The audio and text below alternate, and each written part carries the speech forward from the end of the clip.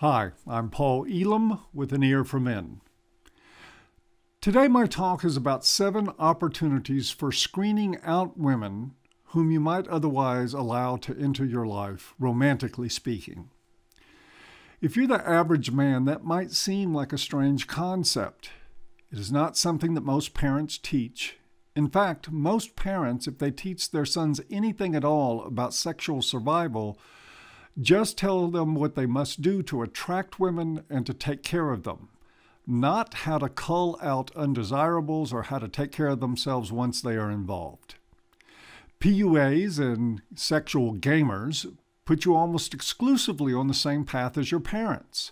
And for those who are insecure enough to have blind gynocentrism and life on your knees shape the core of their identity, PUAs and gamers may actually have some good advice. With that, let's take the road less traveled for just a few minutes and talk about deal breakers with the duds out there. There are plenty of them. We will start with things women communicate to you early on, right after meeting you.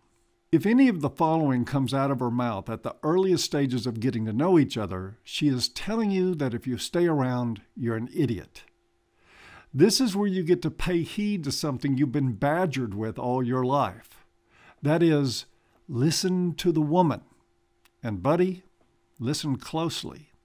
She's telling you something every time she talks. She says nothing meaningless and never will.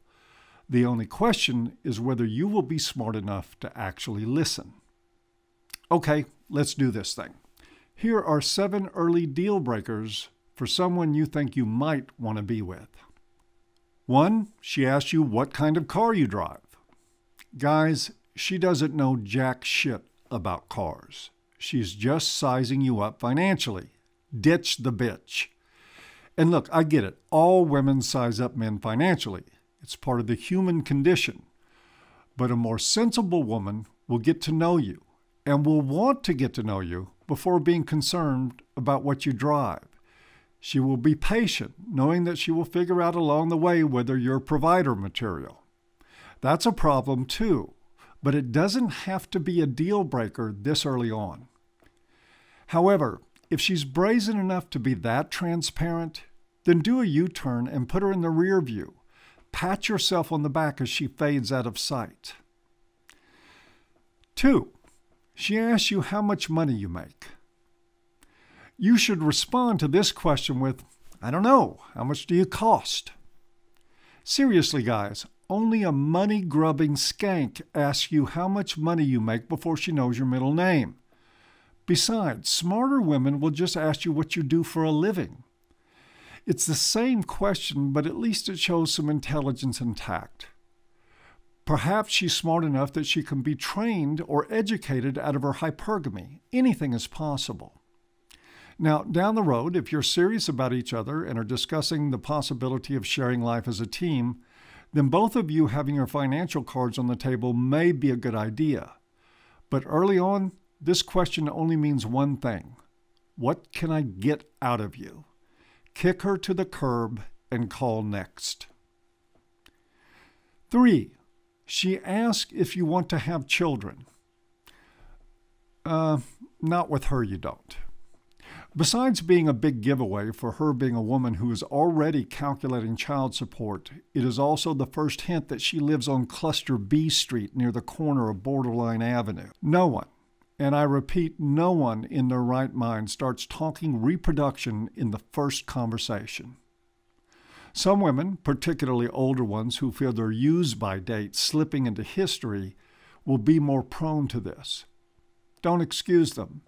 It is not your fault that they ran off all the potentially decent fathers while they were sexually viable. Don't let them trick you into the quick knock-up and court-ordered child support. They have been single all these years for a reason. You don't need to spend time figuring out what it is to know that your attention is better placed more on women who are interested in you instead of your sperm. 4, she asks what you want in a woman. Yeah, right. Besides this being nauseatingly cliche, let's go ahead and translate this turd of a question into what it really means. Tell me how I have to act to make you fall for me, even if it looks nothing like I will actually be in a relationship with you.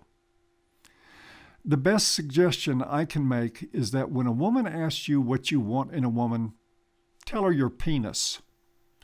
If she tries to take you up on it, run like hell. Or, if you're feeling really adventurous, tell her you want a woman who gives good head, doesn't talk too much, and turns into a pizza and a six-pack at midnight.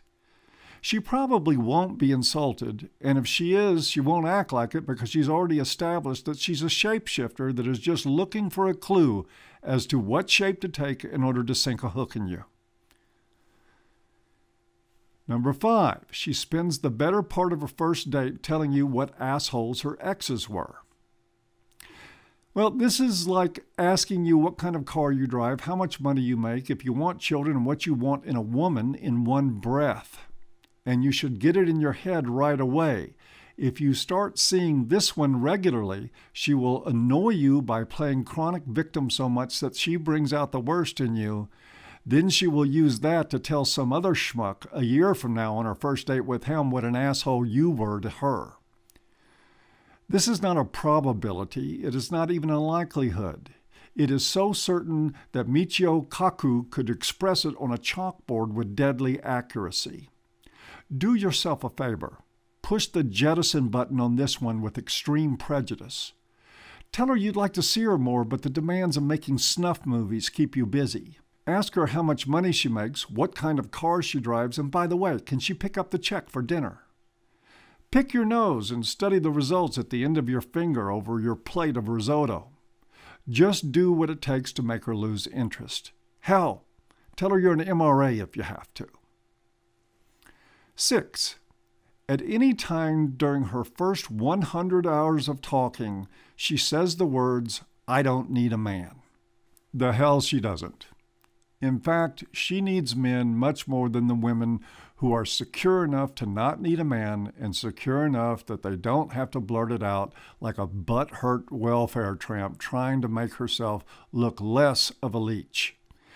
Women who brag about not needing men are the neediest women on the planet. They need men for money, for enabling delusions, for the repair of anything that has moving parts, for someone to blame when they don't want to own their shit, which is pretty much any time they are conscious. They need men for all the wrong reasons and none of the right ones, like a partnership, love, and a sense of belonging. Like I said, listen to the woman. If she doesn't need a man, and she feels a need to remind you of that before she knows anything about you, listen to her. Then check your junk.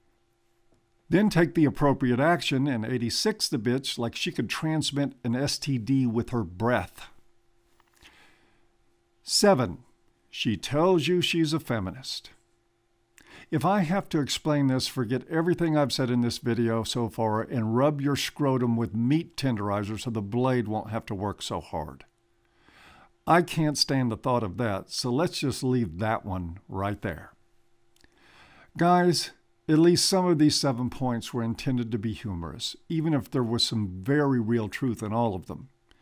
The point here, though, is to let men know that approaching women with the idea that you will take whoever will take you is for PUAs, gamers, and other losers. An attitude of scarcity and insecurity leads to really shitty relationships with really shitty women. Treat yourself better than that.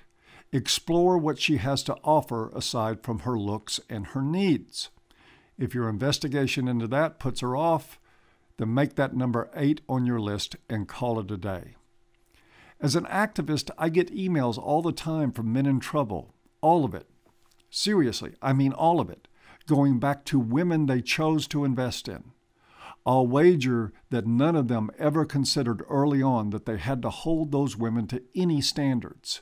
Like most men, they were just happy that someone they were attracted to wanted to be with them. Now look at them. Don't be that guy.